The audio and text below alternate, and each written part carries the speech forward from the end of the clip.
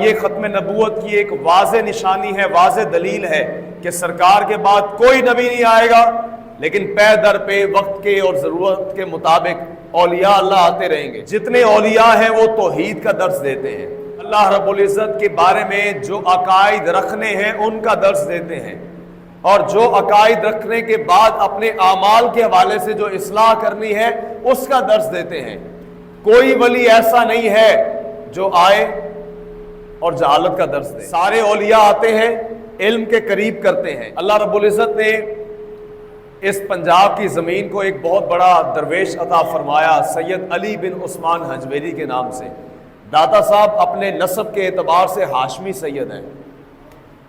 آپ کچھ واسطوں کے بعد حضرت علی رضی اللہ تعالیٰ عنہ کے ساتھ آپ کا شجرہ نسب ملتا ہے۔ داتا علی حجویری کسی پیر کا یا کسی صوفی کا نام بعد میں ہے، عالم کا نام پہلے ہے۔ حضرت سید علی بن عثمان حجویری بہت بڑے عالم تھے۔ جن لوگوں نے یہ سمجھا ہے نا کہ حضرت داتا صاحب کو علم کا نہیں پتا تھا اور آج ڈھول کی تھاپ پہ جا کے چادریں چڑھانے والے، ان کو کیا پتا علی بن عثمان حجویری کسے کہتے ہیں۔ عقیدت کا انکار نہیں ہے، عقیدت آپ کسی شخص سے رکھیں، لیکن جس سے عقیدت کرنی ہے، جس سے عقیدت رکھنی ہے، جس سے محبت کرنی ہے، شریعت کے ضابطوں کے مطابق کرنی ہے۔ تو آج داتا صاحب کے قبر پہ کیسے آپ جا کے ڈھول بجا کے چادریں چڑھاتے ہیں؟ یہ تو داتا صاحب کو پسند ہی نہیں ہے۔ ہاں، پسند کیا ہے؟ نمازی پسند ہے، پرہیزگار پسند ہے، روزے دار پسند ہے، حضور کی شریعت پہ چلنے والا پسند ہے۔ ہم نے وہ سارے کام چھوڑ دیے اور ہم نے شاید وہ سبیل والا سمجھ لیا کہ سبیل والا علی بن عثمان حجویری ہے۔ ہم نے شاید سمجھ لیا کہ حضور داتا صاحب کے مزار پہ سال بعد جا کے سبیل میں دودھ ڈال دینے سے داتا صاحب خوش ہو جائیں گے۔ میں کہا کرتا ہوں کہ اگر تم سید علی بن عثمان حجویری سے اتنا ڈرتے ہو کہ دودھ جا کے چڑھاتے ہو، آپ کے رب سے کیوں نہیں ڈرتے؟ آپ سے ڈرتے ہو، رب سے کیوں نہیں ڈرتے؟ علی بن عثمان حجویری سے ڈرتے ہو، وہ سید بادشاہ ہیں، تو ان کے نانا سے کیوں نہیں ڈرتے؟ ایک طرف تم جا کے دودھ چڑھا کے آتے ہو، بالکل خالص دودھ، اس میں پانی کا قطرہ شامل نہیں ہوتا، اور جیسے ہی واپس آتے ہو حضور کی امت کو، اسی امت کو جو حضور کو ماننے والی ہے، اس کو تم پانی ملا کے دودھ بیچتے ہو، اس کو تم کیمیکل ڈال کے دودھ بیچتے ہو۔ یہ دھوکے بازی چھوڑ دو، یہ ڈرامے بازی چھوڑ دو۔ تم مجھے دھوکہ دے سکتے ہو، علی بن عثمان حجویری کو دھوکہ دے سکتے ہو، بتاؤ اللہ اور اس کے رسول کو دھوکہ کیسے دو گے؟ یہ ہم نے نا اصل میں عقیدت کے نام پہ دکانداری شروع کی ہوئی ہے، افسوس کے ساتھ ہم نے اپنی مرضی والی عقیدت سمجھی ہوئی ہے۔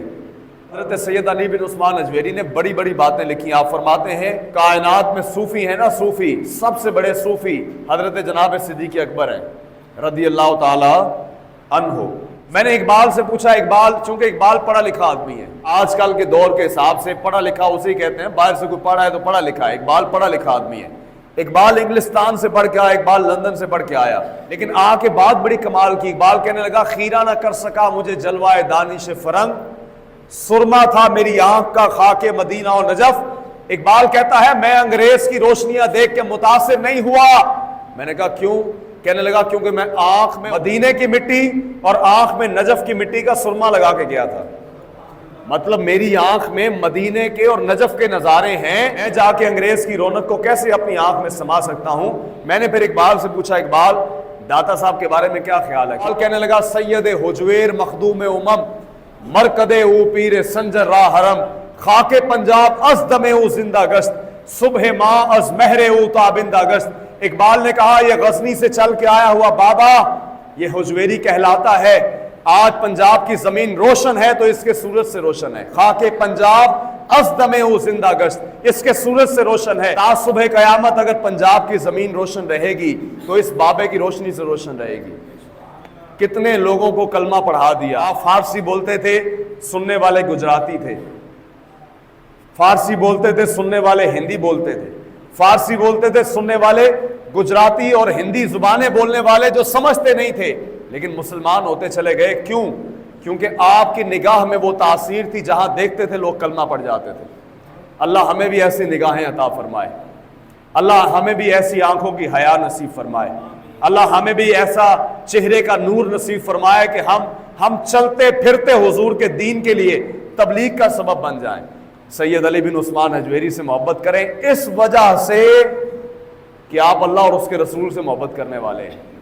آپ سے محبت کریں اس وجہ سے کہ آپ شریعت کے عالم ہیں. سید علی بن عثمان اجمیری سے محبت کرنی ہے اس وجہ سے کہ آپ نے دین کا بڑا ہی کام کیا ہے